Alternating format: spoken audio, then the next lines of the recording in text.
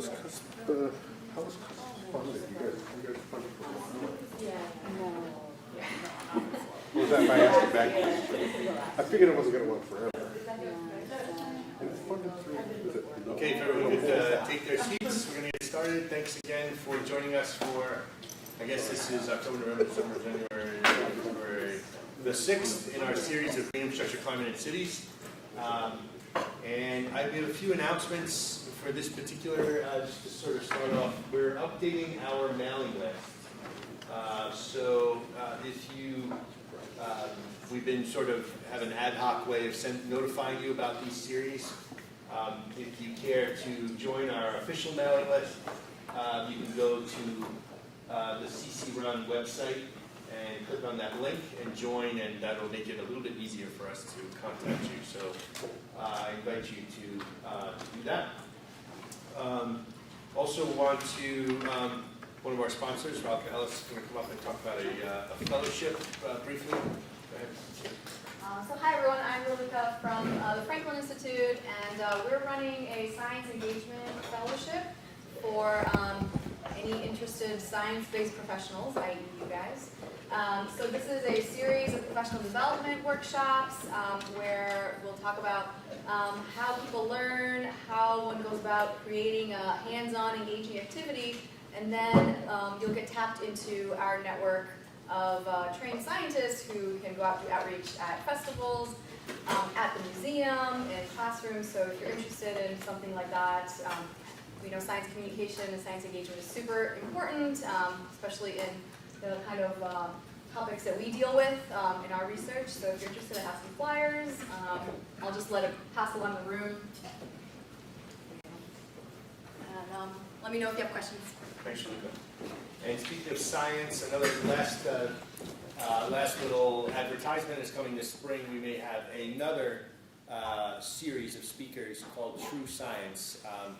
And we'll have speakers sort of talking about the scientific facts associated with the issues you see there. So it'll touch on climate, but we're going sort of across the board to issues, economics, healthcare, immigrants, refugees, race, religion, on and on. So keep an eye out for this next series, which will happen in tandem with this series as well. So again, just for those of you who are tuning in for the first time, this is Green Infrastructure, Climate, and Cities, and we're talking about how greening cities in a very broad way, the types of benefits that it can have, especially in the context of climate change. And so we are at March 1, which is the 6th in this series, focusing today on greenhouse gas mitigation with two speakers from Drexel. So in general, we have 1 to 3 speakers, and this is being webcast, and those of you who are tuning in online, you can ask questions, and we'll be entertaining them at the end. And as I said today, the two speakers are from Drexel. Patrick Gurian, as his first speaker, is associate professor here at Drexel. And the second speaker is Shannon, who's an assistant professor here at Drexel. And they'll be talking about benefits and emissions and co-benefits associated with various infrastructure issues. So with that, I will call up Patrick, who will be the first speaker.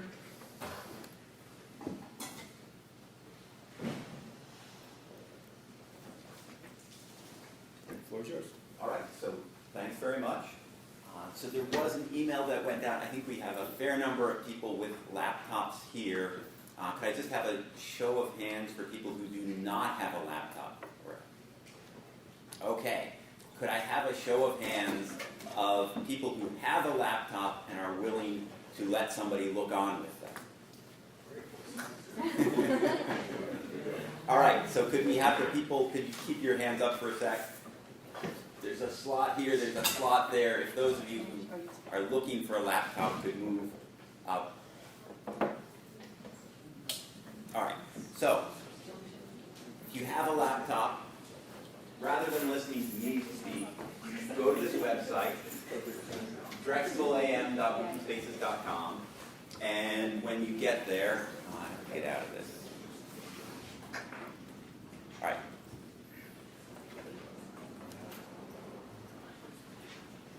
All right, when you get here, you will see this. There's something called Electricity Mix March 1. Click on that and download it. Hey, you're moving too fast. Sorry. Download Download. that yourself. What is it again? I can't read it from here. Okay, drexelam.wikispaces.com.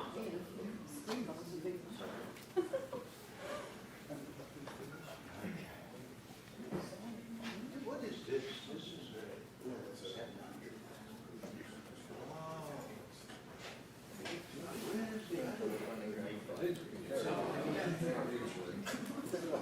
It's the phone computer, we used to do it all the time. I have a laptop that I does this much, and when I turn it on, this is the file. Okay, no, you don't know that. All right, so I think a number of people, I mean, there are network issues, there are all kinds of issues, but a number of people have downloaded it. Again, the URL, it's drexelam.wikispaces.com.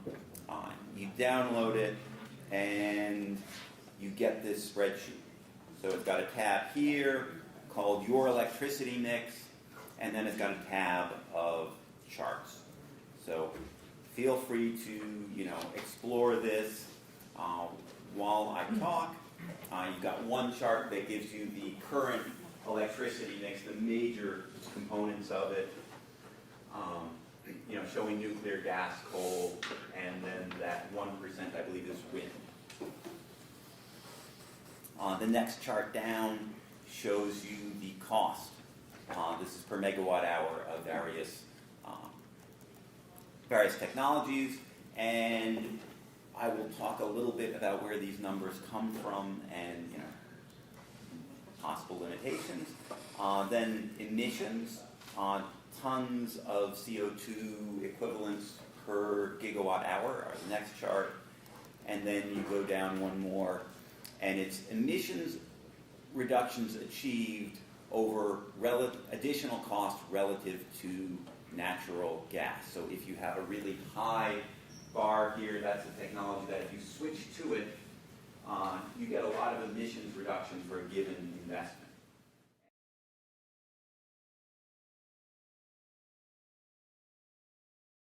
As many emissions reductions for a given financial investment. All right, maybe I'll just pause here. I'm going to sort of launch into a little presentation to orient you. But any questions about just sort of finding the spreadsheet, the link? Yes. Can you give the URL again? It's drexelam.wikispaces.com. Yeah. All right. Anything else? All right. So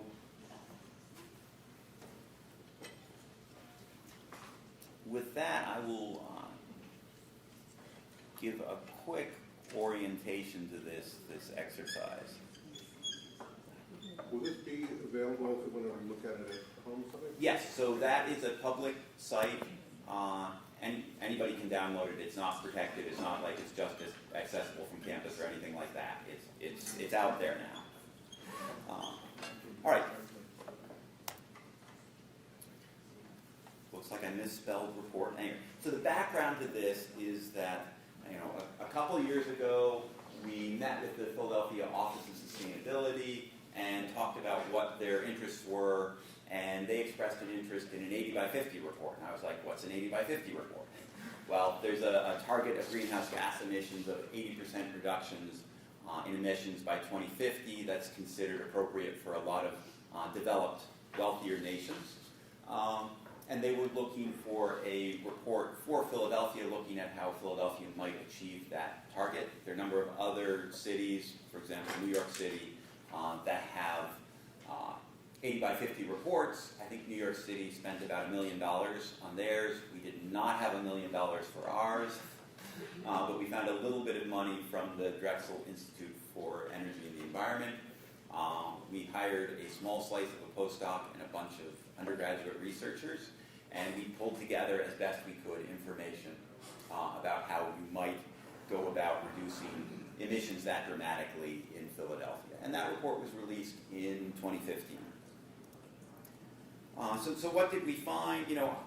The way if I had to put one bullet item up there about that report, I'd say, look, dramatic cuts in emissions are feasible, but they're not free. So we found, a bunch of opportunities. So these are roughly listed in terms of affordability. So you start out with building retrofits. There are some building retrofits where you can actually save money with the retrofit, where it pays for itself without even considering the benefits of greenhouse gas emissions reductions. Then the next most promising area looked to be decarbonizing the electricity supply, going towards more renewables, low-carbon electricity sources. And then we got to transportation, which also had some promising options related to, lots of things that you can do in the transportation arena, but a lot of the really big, substantial reductions came from plug-in hybrid vehicles or fully electric vehicles. And then finally, getting to the last slice, the building energy efficiency retrofits, they sort of started and they ended, because there are some building energy efficiency retrofits which are just really, really expensive, where you're getting into changing the envelope of the building. It's a lot of upfront money, and it's just going to take a long time to recoup that money. All right, so we avoided saying recommend in the report. We just said there are options out there. We're not the ones to choose. All right, but at some point, somebody actually does have to choose. So, what's next? What follows? In terms of buildings, there's a lot of interest in that area. They are decentralized decision-making. You've got lots of decision makers. It's sort of an issue of getting good information out to people, incentivizing practices. I think there's a lot that could be done in that area. Electricity really struck me because it's a centralized decision-making system. We have to come together as a society and figure out what kind of electricity we're going to generate, how we're going to generate that electricity. Also, looking at just the time scale here, one of the things that we argued, maybe a little bit understated in the report, is that transportation, yes, it's really important. The investment horizon is often sort of a decade, maybe two, in terms of life cycle of a vehicle. Electricity, again, these are rough, broad brush statements, but the investment horizon there is many decades. It's longer than a lot of vehicle ownership things. Maybe even approaching a century with some of these nuclear power plants. We don't know how long they're going to go on, but there's no complete technical barrier as to why you couldn't keep rehabbing them and going on with them. So, maybe some of these decisions that we make could be the better part of a century. So all of these said to me that we really need to figure out what we want to do about electricity generation and figure it out soon, because we don't have a whole lot of decades left to figure this out. Okay, so then, well, how do you decide? Well, you can send out a survey and say, do you like technology A or technology B? And if you literally put that question on a survey, you will get some people who skip it. You'll get a lot of people say, I don't know, I'm getting $10 to fill this thing out, I guess I better check technology A. So the idea here is, when we say things, do you want this option or that option, do people really know what's underneath that option? Do people have informed values when they go to make decisions about where their electricity comes from? Well, they might or they might not. It depends a lot on who you're talking to. A lot of people, I think, in this field are going to have certain, end values, intrinsic values about health and safety, about protecting the environment, but they're not going to necessarily have a preference about carbon capture and sequestration going into this. So you would want to work with them and help them develop their values, and some sort of mediated modeling where the technical model helps inform them of what the possibilities are, what the constraints are, what the costs are of different options, so that they can start to understand what the trade-offs are and hopefully come to some informed decisions, so they're not just kind of checking a box because you've given them a number of options on a survey. So that's what I'm hoping to get from, is sort of the knowledge that we distilled into this report that I thought was nice and user-friendly and easy to read, and when when the city saw it, the first thing they said was, well, we can't really expect the public to read this. We'll do a 2-page summary of it, but I was like, no, we worked so hard to be accessible. All right, so what we have is a spreadsheet where you can work through it and design your own electricity mix, the one that fits your values. So what we're trying to do, again, is to pull together the information and put it at your disposal. Now, is the information that we pulled together perfect? Of course not. It could always benefit from further technical review. If you are someone who has that expertise, absolutely, let us know where we have the wrong value and where we should be using a different value. Obviously, having a citation strengthens that point a whole lot. And the other thing is just that the interface is a little primitive. This is, I think, not the absolute dream mediated modeling application. But I thought it was worth checking in and having some people look through it and seeing what people come up with. Again, ideally, we would go through and we would carefully test this. We would look for knowledge gaps in our intended audience. We would evaluate how well our communication protocol fills those gaps, which gaps are decision relevant, those sorts of things. In this case, we're in the situation of having run out of 80 by 50 funding, and yet I think we do have some interesting results, so I thought I would sort of wing it and see what people could come up with, how tractable this is. So this is your chance to dig into the spreadsheet. We have a few minutes for you to look at it. So probably at this point I should bring up the spreadsheet. Talk a little bit about where the information here comes from. Okay, Just so a little bit. No. this is basically all in the 80 by 50 report. So if you go and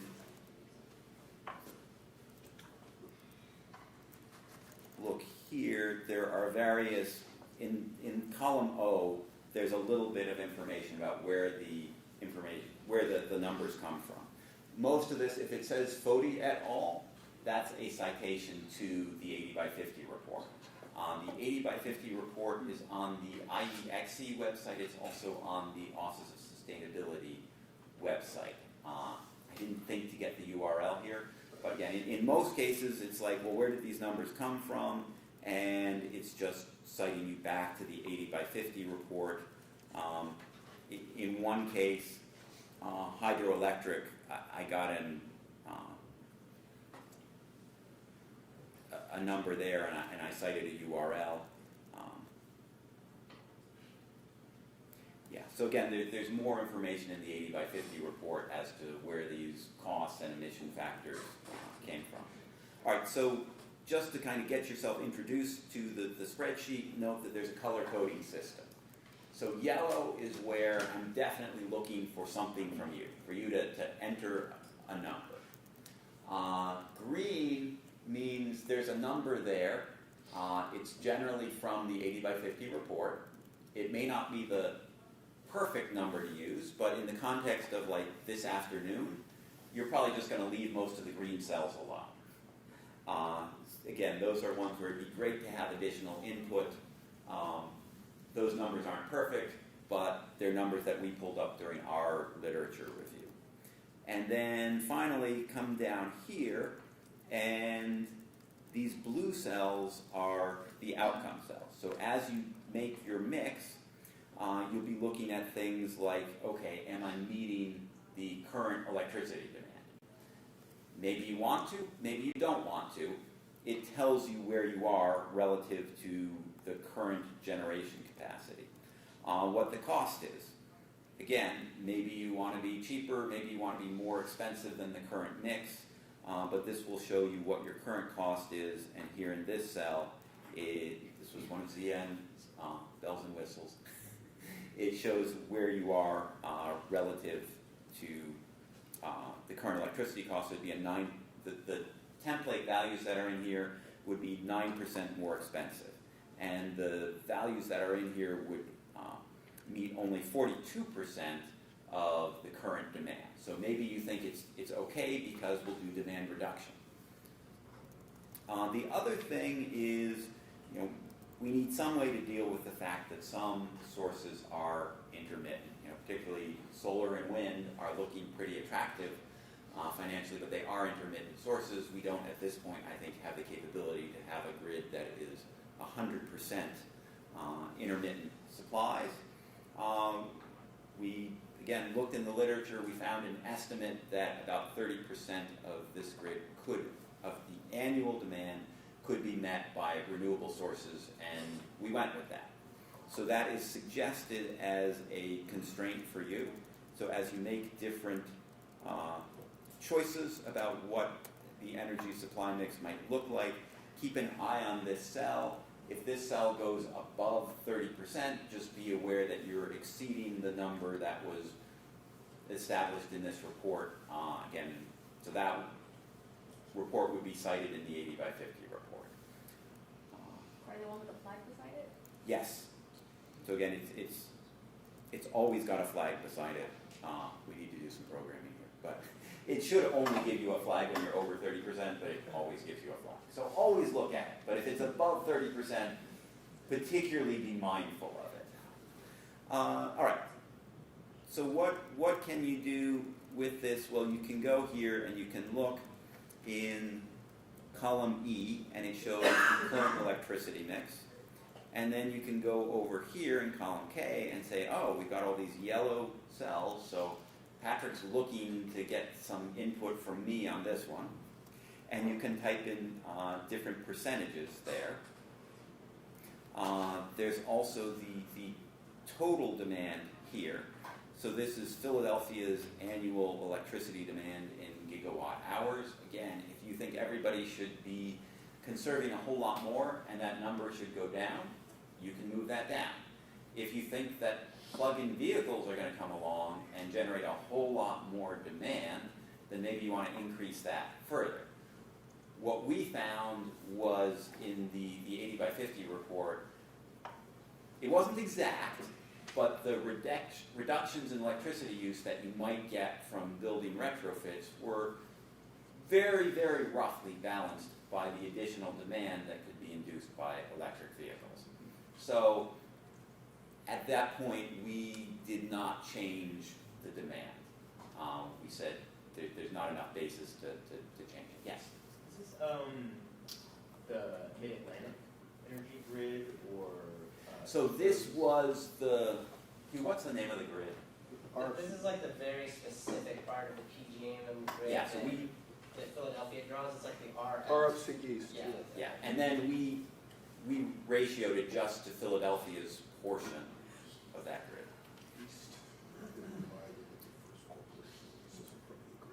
Okay. So now in some cases we felt like capacity is not necessarily unlimited.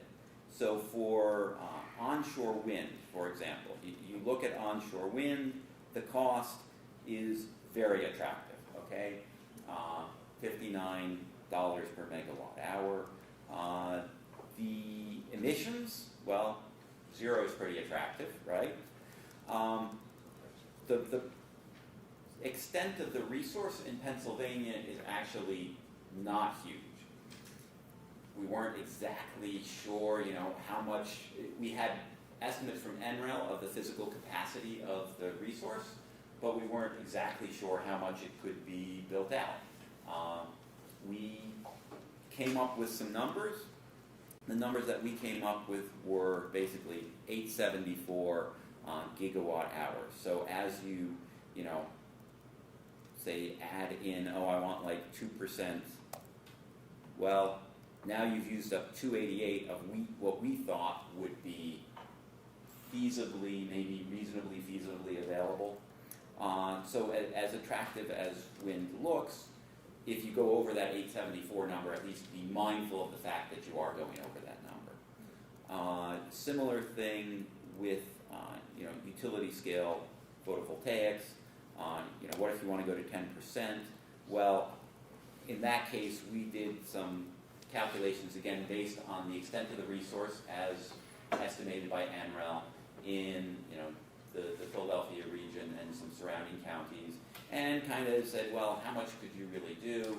And came up with this figure, which is actually huge, the 6,500 gigawatts. So here, I think, as if you are playing around there, look over here and see selected intermittent, and be looking as to what percentage of your grid is now intermittent. So at this point, we're at 22% intermittent sources of power. So again, if you buy the 30%, we're okay, but we're already starting to approach that. Yeah. Yeah, so are your costs per megawatt hour based on capacity or capacity as well as production? This is just a levelized cost of electricity.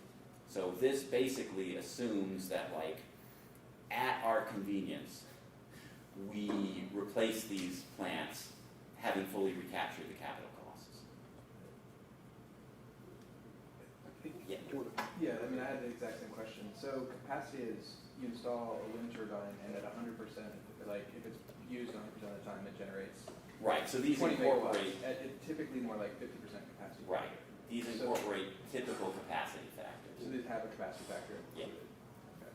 And your emissions calculations are purely for electricity generation, but not life cycle, correct? Because there is CO2 embedded in building a wind turbine. Yeah, if they're from E-Grid, they would be. If they're from the RFCE's numbers, they would just be the It's just gross the generation. emissions. Greed, right, these were from Greed, I believe. Oh, from Greed? Yeah. Greed.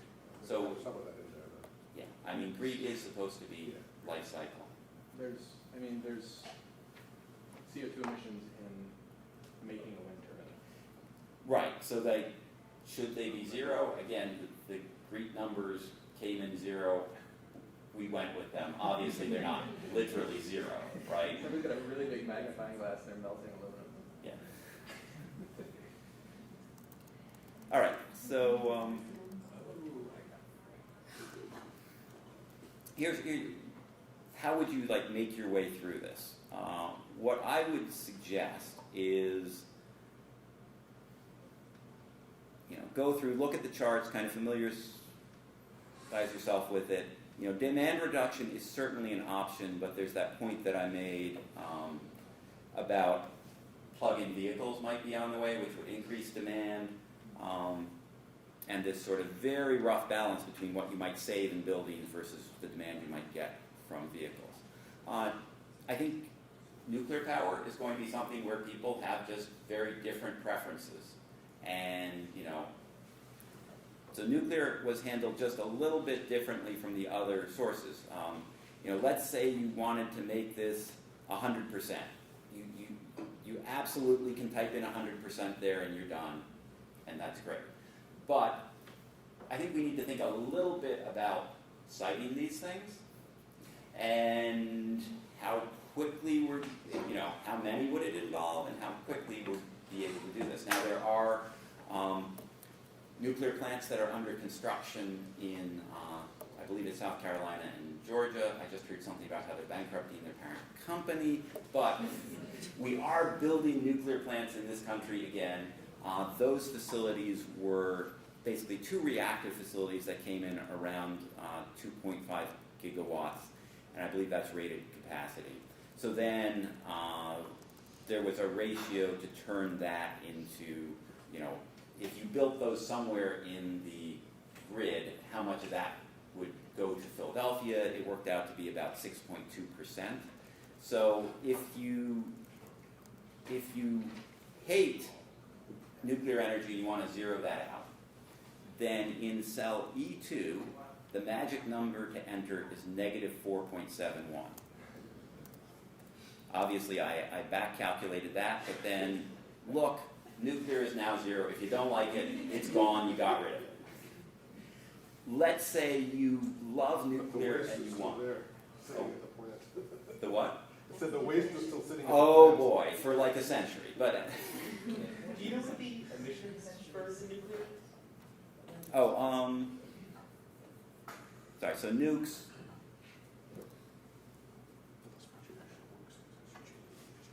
Emissions ton, yeah, so it's 11 tons per gigawatt hour, and again, that's a Greek figure, I believe. But I'm saying like what the Oh, where does that come from? Like concrete for the plant, processing, fuel. yeah. I think it's just It's just fuel processing. Fuel the processing. Greek numbers involve fuel processing. That's why like wind has 0. Oh, okay. But like for natural gas or coal or nuclear, anything that from extracting to transporting the fuel, that gets calculated. Yeah. All right, so if you want more nuclear, just give some thought to like how many new nuclear developments you think we can sort of feasibly do before 2050, given that these things take a decade or more to get online, it seems like.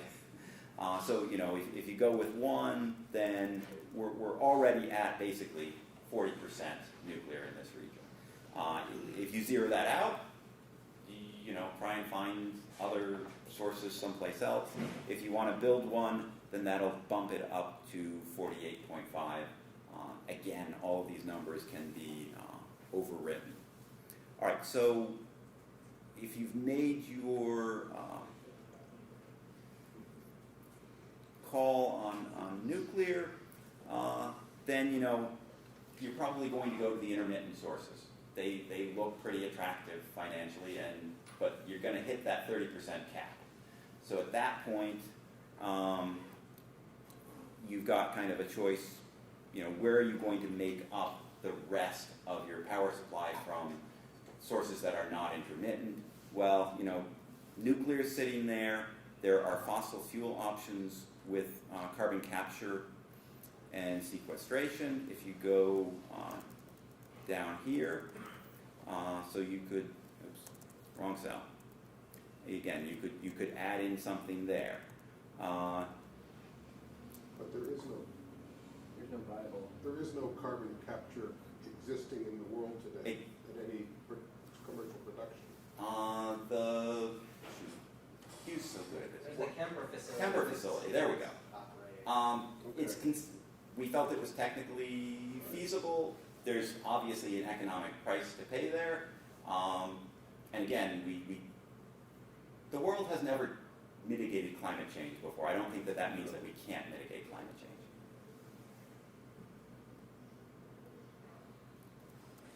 So you can choose your percent there. And so some way, work your way to some reasonable, and then the other option would be the battery storage option. So at this point, the cost estimates that we had, again, you could do utility scale photovoltaics with battery storage, so you could type something in there. But the cost per megawatt hour is pretty expensive. So with that, I've only got a few minutes left, but please take a few minutes and play around, make quick questions. Does this output what the consumer cost per kilowatt hour would change with It the- sure does. Okay, That's down here. great. All right. So take a few minutes, play around with it. I'll just come around and answer questions as they pop up, and then maybe take a couple minutes to see if people have comments. I wanted to max out like Okay, so like there's a PV option, so residential rooftop PV, and you can see available. You just have to play around with the percentage there, so you get that number of gigawatt hours. Oops, complex, yeah. Working on a phone?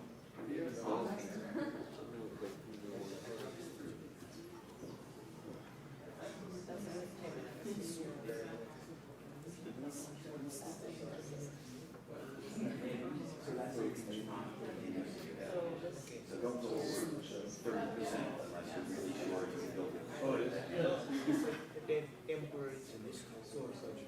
Actually, they have it built in that there is no carbon capture because in the column available gigawatt hours, it's Look at this when I get back to my, look at these are. challenge decisions are made, you know, the senior required to essentially power. FERC requires that. Reliability requires it. So That's what, everything we that we talked have in about this here, year. the wind was all on program was Yeah, it's interesting to I thought this was is mid-Atlantic winds, which we divided up among the about the implications of increases in wind. Yeah, and also equity challenge. It's all like, What's the path of all? it might be cheaper to do it elsewhere, but physically we have to. Yeah.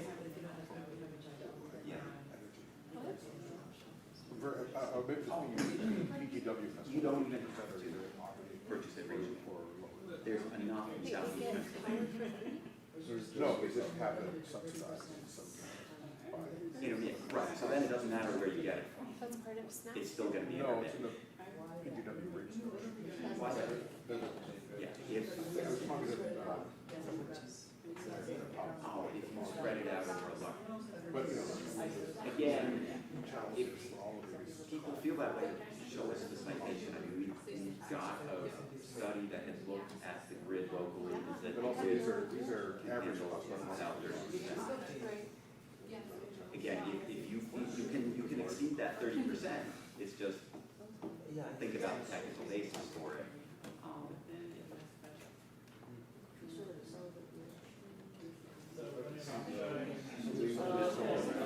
Sliders. But we don't have the cost. We didn't put it in there. Of course, there are It seems like finite the resources, linear but optimization there's a lot of fossil fuels on the planet, and there's actually a lot of potential geological storage. So those things, we didn't talk about these things fossil fuels, but Challenge on that.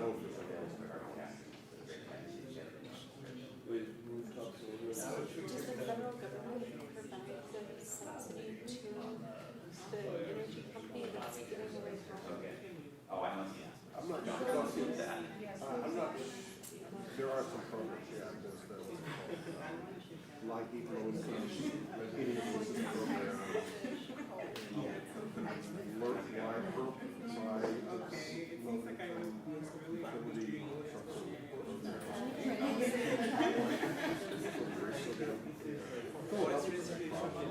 Yeah. Yeah. Another customers in poverty. Well, certain population. It'd be nice to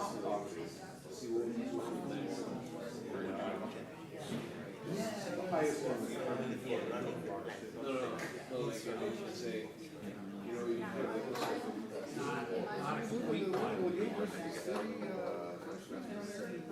I mean, I don't like it. I just came in September. So I know you know. I'm just teasing. I mean, I've been to all these, we've been everywhere. No, I know. Yeah. Oh, wait. Oh, it does. No, you went to the corner.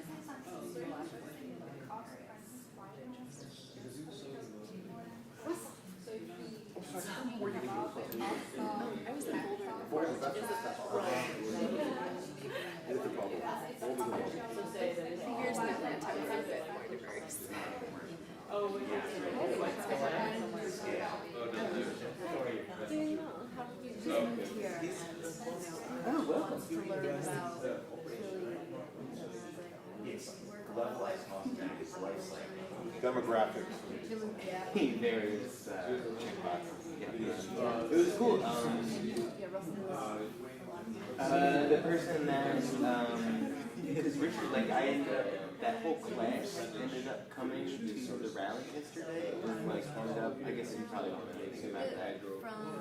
PCNQA? right, so we did, I remember we figured we pretty much closed these guys out, so we did Meeting flow. They were like, oh, you want to talk about actively change that?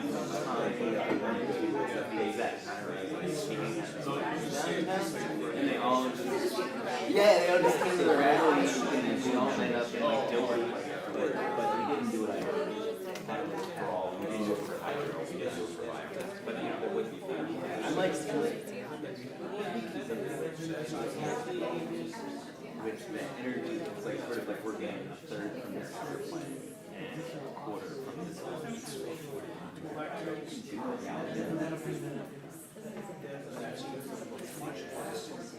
All right, so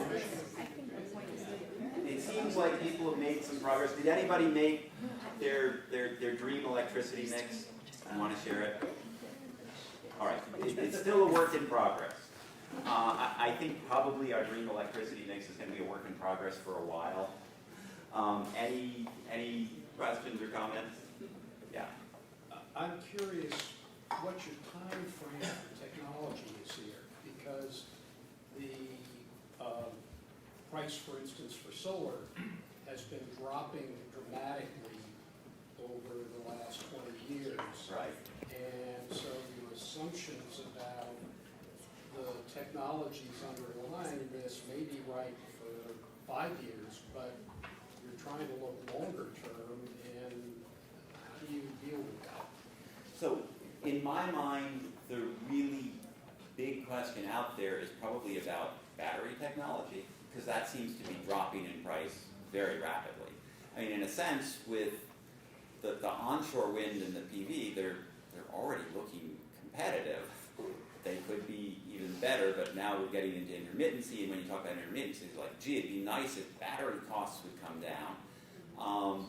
Storage costs. Not necessarily batteries. Could be, right, could be other storage costs.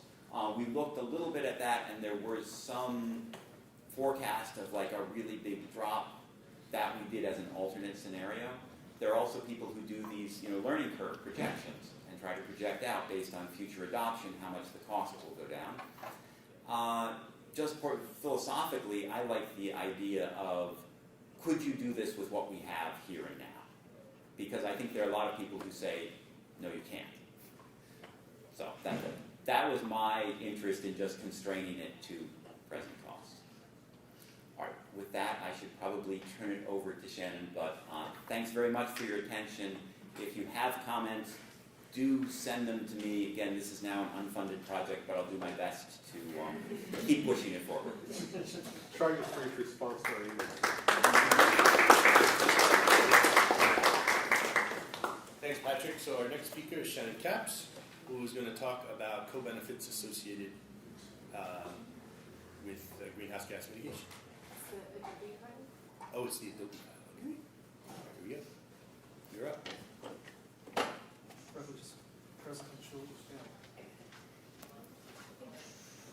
Thanks so much, Marco, for the opportunity to share with you today a project that I've been a part of where estimates of co-benefits from greenhouse gas, specifically CO2 mitigation from the electricity sector, have been evaluated. So just to give you an overview of the process for doing this evaluation, we have a process-based estimate of emissions, which is actually timing really nicely with the exercise that you just participated in. So I'll share a little bit about that first. And then we use an air quality model, so a chemical transport model, to estimate the consequent concentrations of air pollutants that are co-emitted with CO2, and evaluate the effects on human health and public welfare of changes in those air pollutant concentrations. The emission sources are various. So on the top part of this square, we have many different sources of emissions that are outside of the energy sector. Those range from industrial activity to sea spray that comes from waves breaking and bubbles popping over the ocean. These are all included in our estimates of emissions into the atmosphere that are calculated in our air quality model. On the bottom part, what I've shown are the different sources of electricity that are included in the integrated planning model, which is a linear optimization model that is constrained to meet the demand for electricity at the least cost manner and compliant with air quality regulations. So each of the different sectors that we just described, the ones on the left being lower, if not negligible CO2 emitters, and the ones on your left are white and negligible CO2 emitters. The ones on your right are offenders. They emit a good bit of CO2 per amount of energy produced. So in the integrated planning model, each and every boiler, for instance, that produces energy is represented, both with its spatial location and the temporal variability of its contribution of electricity to the grid. There's also an integration of the transmission lines, the way that those have limitations in how much energy could be transported, for instance, from Nevada to California. And all of that is kept up to date in order for the EPA to make estimates of air quality concentrations. So this is a pretty detailed model that was run for multiple scenarios that we estimated. The results of those emissions calculations were spatially allocated at 12 by 12 kilometers, which is represented in the cells that you see on the left, and those vary in time at a rate of 10 minutes. So every 10 minutes we have a different emissions profile for a variety of pollutants in each of the grid cells across the whole US.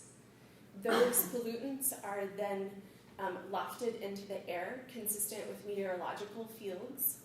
For our historic or projected scenarios, the chemicals react and can have phase transitions like sulfuric H2SO4 can go into the aerosol phase and contribute to aerosol concentrations, which are PM2.5 in the latter part of the talk.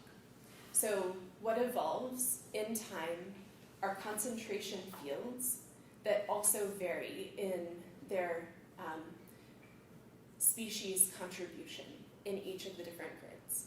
So these are useful for exploring a range of plausible impacts of policy implementations, as we're doing in this case. If we were to implement, as states have been doing, the Clean Power Plan, how would we expect concentrations of pollutants to change? You can also use these types of models to postulate explanations for unexplained observations. So many times we can compare the modeled estimates of concentrations against what's measured and say, why do these differ? What are we misrepresenting? And alternately, we can evaluate policy choices for concentration-based goals, as the EPA typically does for the National Ambient Air Quality Standards. So I mentioned that what we are going to do is to assess the impact of changing emissions, and it's just your basic finite difference calculation. So we run the model twice. That's the F in the numerator of the difference, and that delta X is the change in emissions. And what we are going to look at today are changes in the concentration of two pollutants, ozone and PM2.5, which change due to reductions in emissions of oxides of nitrogen and sulfur dioxide. These are pollutants that are co-emitted with fossil fuel combustion that's causing the emission of CO2. So if we mitigate CO2 emissions, then coincidentally we would reduce NOx and SO2 emissions. And we can propagate the changes in concentration of ozone or PM2.5, that's aerosol particles that are smaller than 2.5 microns in diameter. We can propagate those changes to the known human health and public welfare impacts. I'm introducing the scenarios that have been evaluated here. Each of these scenarios differ only in that bottom portion of the emissions square that we looked at. So the changes from the electricity sector in emissions are the only changes that are in each of these scenarios. The meteorology is considered to be consistent, and all the emissions from other processes are the same. We're comparing primarily the 2020 reference case, so that's business as usual, as you may hear it referred to, if only air quality and negligible greenhouse gas emissions. policies that are on the books now are carried out to 2020, then we would have this reference case. The power and the energy demand increases projected by the Energy Information Administration are considered in all of these scenarios. The next three scenarios were modeled based on power plant improvements. So if you increase the, if you make heat rate improvements for coal-fired electricity generating units, those are the changes represented in power plant improvement scenario. The electricity sector improvement scenario includes demand-side efficiency gains as well as moderate CO2 standards. And the cost of carbon improvements are based on implementation of a tax that is set at the price of the social cost of carbon. These are compared against the 2020 and 2030 EPA Clean Power Plan proposed options. So here's the energy generation in each scenario. I've split it out by the same boxes that you looked at before. On the far left is the total. You're seeing those same cases that I just presented in the colors for each of the different types of energy generation. So on the far left is the total, and then we see the total fossil generation. So it's more than half in all of the scenarios. And then the next four, combined cycle from gas, combustion turbines from gas, coal with no carbon capture and sequestration, and then coal with carbon capture and sequestration, are shown for each of the scenarios following. You can see that only the carbon tax induced the model to have CCS used because of the high cost of choosing that route, which is consistent with the exercise that we just completed.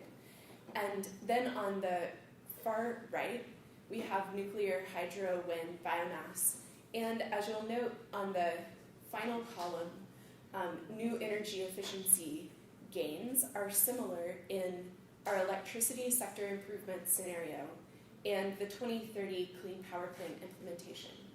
We can also compare those to see that that's the scenario most similar to the EPA Clean Power Plan implementation scenario as of 2030. So that's the main one that we'll focus on. Most of the comparisons that I'll make are between the power plant improvements, which have minimal effects on emissions, and which is in orange, and the green electricity sector improvement scenario. And this is just commenting that it's more than 2,000 fossil fuel-based electricity generating units that are considered in the integrated planning model for the electricity sector. So it's very comprehensive. So by electricity sector, do you mean demand? Is that meaning efficiency improvements in the use of electricity? Or how does that differ from power plant improvements? I'm just trying to understand. Maybe I misunderstood, sorry. No problem. The power plant improvements in orange only have inside the fence heat rate improvements at the coal-fired So this includes HEU. demand side efficiency, okay. The green includes demand side efficiency as well as a moderate standard set to which some trading of energy sources needed to be introduced. So More- there's fuel switching Yeah, from coal to natural gas. yeah, exactly. More similar to what's happening in practice. More details on these scenarios are available in the paper referenced at the bottom.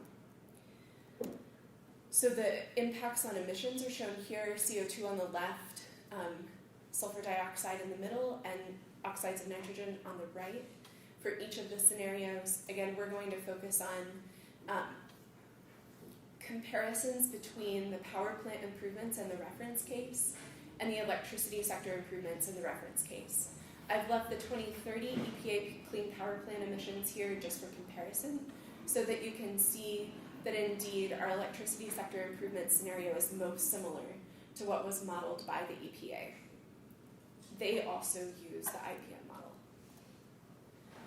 If you're interested in details, we can talk about this more comprehensively, but I'll just note that this modeling was done at 12 by 12 kilometer resolution across the whole continental US.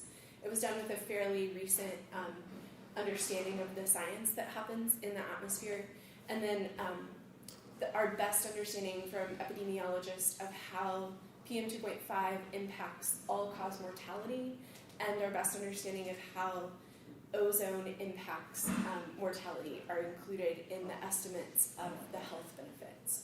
So I'm going to talk first about the health benefits, and then we'll talk about the vegetation impacts. So this is demonstrating the air quality co-benefit, so the change in PM 2.5 between the power plant improvement scenario and the reference case in 2020. Each of these maps will look similar. The color scale may differ between them, so you'll just want to be attentive to that. What's evident here is that we have essentially negligible changes, aside from some in Iowa.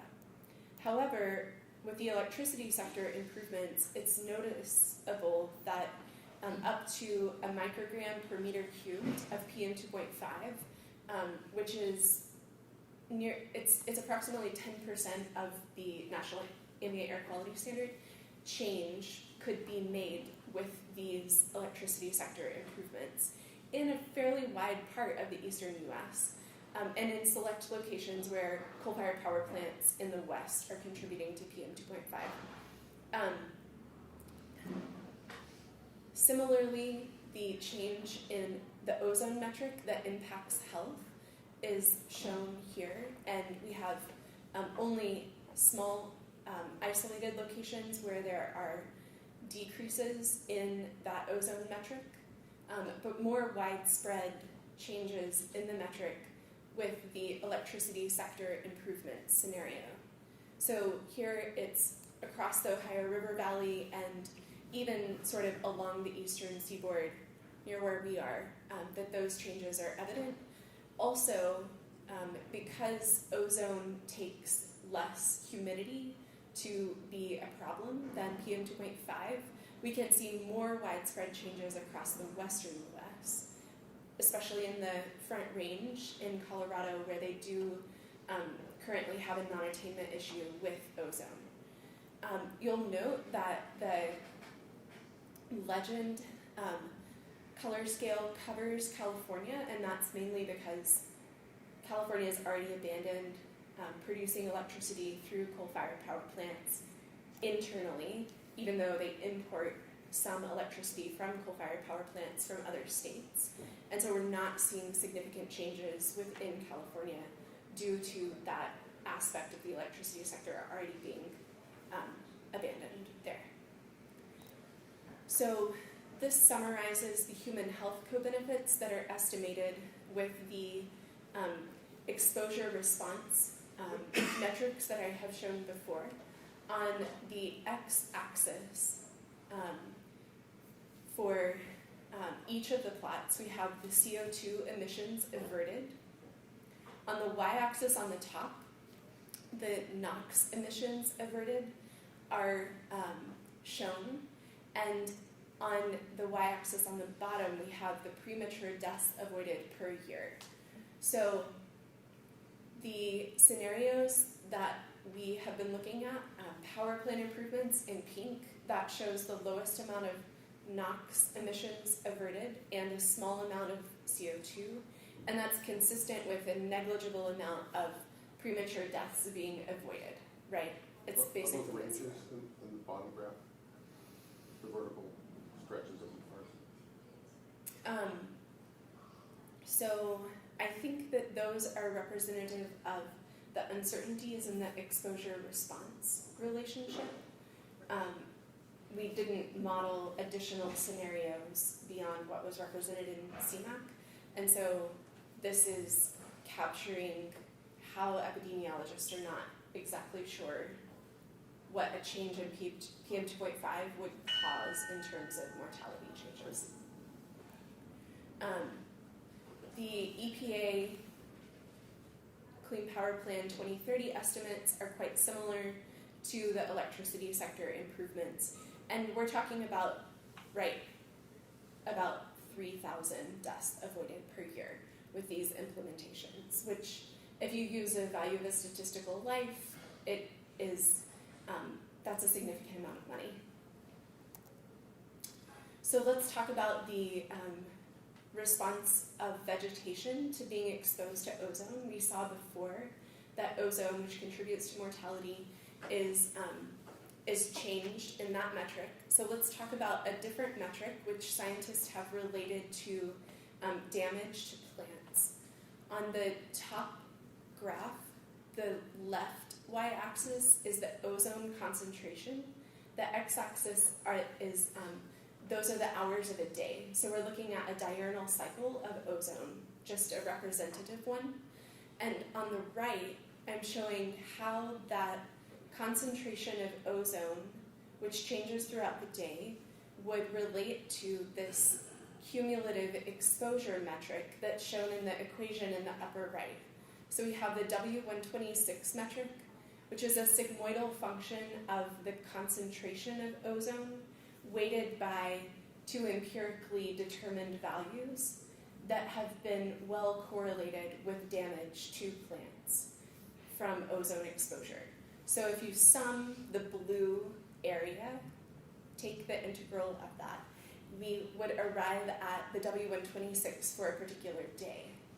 And then that is summed over the 90-day growing period that a plant would be most vulnerable to ozone exposure within, and come up with a single value of W126, which is measured in ppm hours. So that's what's on the x-axis in the bottom graph, the summation over the 90-day growing period. And it ranges, as we'll see, up to maybe 50 in the continental US. But you can see on the y-axis on the bottom that the potential productivity loss, so that's a fractional reduction in the productivity of a plant due to exposure to W126 of the value characterized. The relationship mathematically is shown RYL equals 1 minus the exponent. That relationship has been determined for a variety of crops and trees.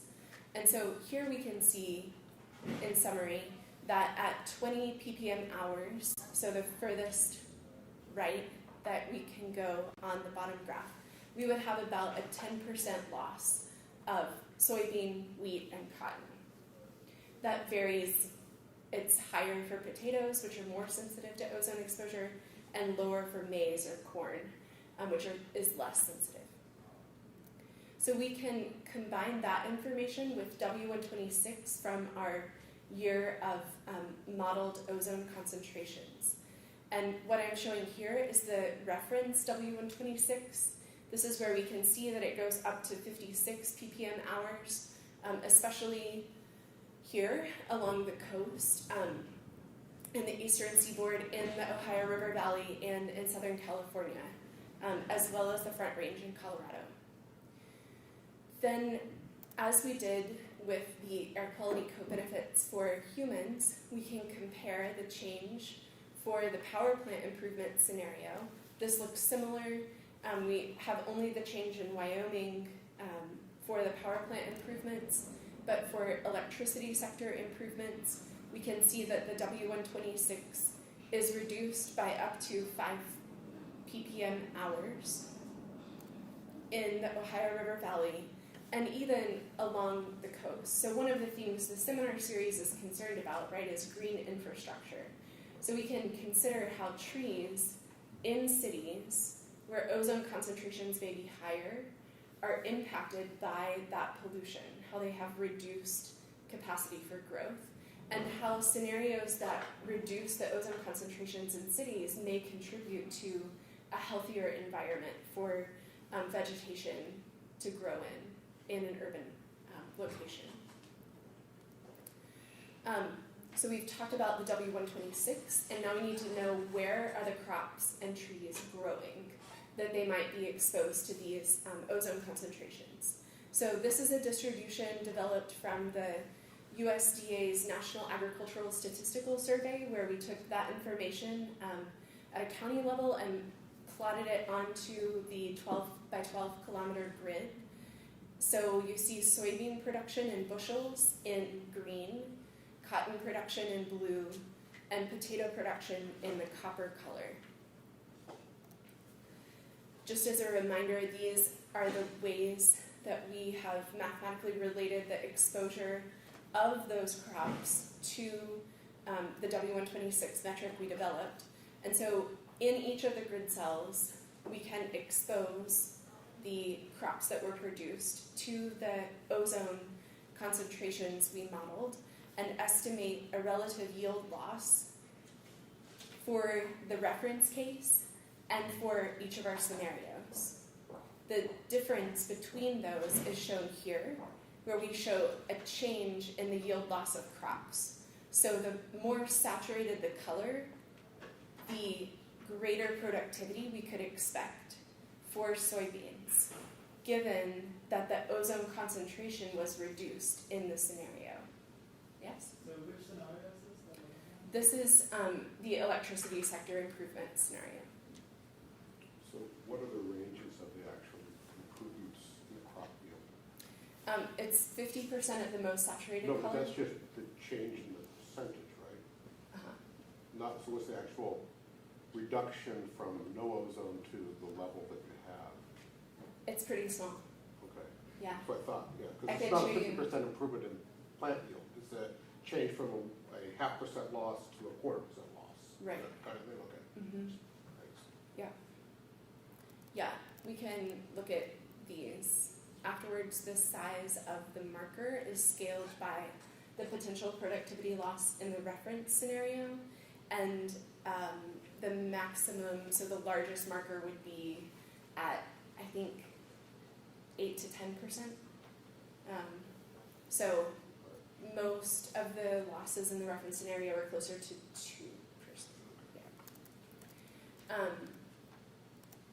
We can do the same thing with tree distribution. So examples here are shown as quaking aspen, eastern cottonwood, and black cherry. And this is from the USDA's forest inventory analysis tree biomass estimates. And Jesse Bash has a paper where he's shown that you can use this combined with satellite-based estimates of leaf cover to distribute the 11 species of trees that we estimated the losses of in this case. So these are the tree exposure response functions. The y-axis is changed here, which is important to note. The x-axis is the same, up to 20 ppm hour. On the left, though, on the y-axis, we're going up to 100% ppl. So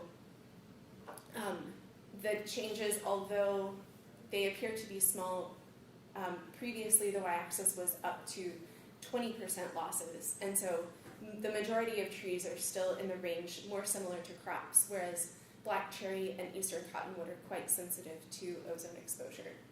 And so this is just a similar plot with some information that includes those total reference loss absolute amounts and the gains experienced with respect to crops. Soybean co-benefits in 2007 dollars were estimated to be more than 30 million, and cotton at around 5 million. So very, very small percentages, but a big industry lead to pretty large numbers of savings. And then the eastern cottonwood responds the most to changes in W126, and the quaking aspen, which is shown in blue, demonstrates that across the whole country we can see benefits. So in this greenhouse gas emissions mitigation session, I wanted to communicate that the reduction of co-pollutant emissions with mitigation of CO2 could improve both human health and public welfare. And this can be leveraged in communicating the value of making changes to our electricity sector, not only for the sake of climate mitigation, but for other purposes as well. So I'm happy to take any questions if you have them.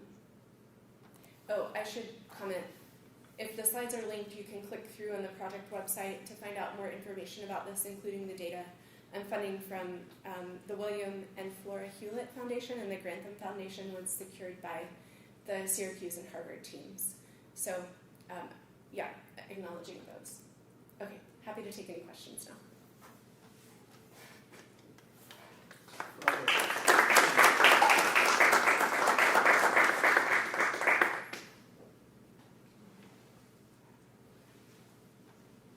Are there any implications, I wonder, like the we did some work on the impacts of climate change on urban forests, forests and urban trees, street trees, which need to survive in a fairly high ozone environment or high polluted environment. Have you looked at the typical street trees in different places and how what this might tell us about selection of street trees for climate, for survival in future climates? It's a really interesting question. I haven't looked at that personally. I have understood, so one challenge with ozone effects on trees in cities is that we are often in a range where the ozone is titrated by the NOx in an urban core. So actually reducing NOx, coincident with other emissions, can increase the local ozone concentration, which might not reveal co-benefits to the trees.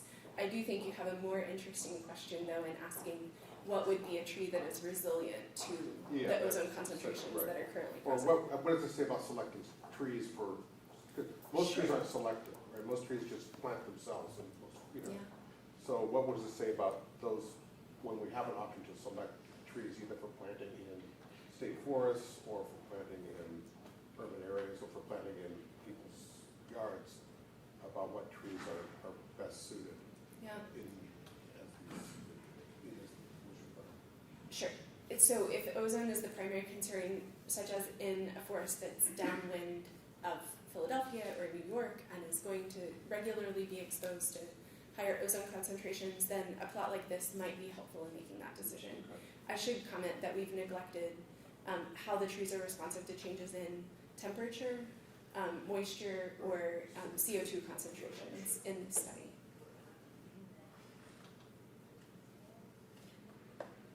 I have a question on economics. So you've shown, you've quantified co-benefits associated with reduction in losses. And those are associated with particular efforts to reduce emissions. Did you go as far as to maybe just looking at those particular co-benefits, a payback period? Are those, I don't know enough about these reductions in biomass losses to know if they are. It's 30 million gallons. Yeah. So exactly. What is? How do I evaluate that number? 30 million. What's the soybean market worth such that 30 million is at 20%, 0.1%? 0.01%, I think, maybe 0.001%. It's a very small fraction. So it's a small fraction Yeah. of soybean sales and revenue. Very small. That would actually be changed by something like this. I will tell you immediately that the human health co-benefits will be factors above, orders of magnitude greater than any of the co-benefits to ecosystem services. The team is continuing to evaluate other ecosystem services that are enhanced when we implement plans like the Clean Power Plan, but all of them will be dwarfed by the value of a statistical life. So I haven't projected how quickly the Clean Power Plan, I think that the American Lung Association did that comparison or something like it when the initial rule was proposed in coordination with the Drexel et al. 2015 paper. Yeah, I don't remember the years or numbers off the top of my head. Okay, thanks so much for your attention.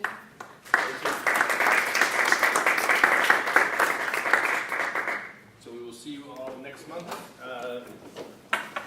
for session number 7. Thank you.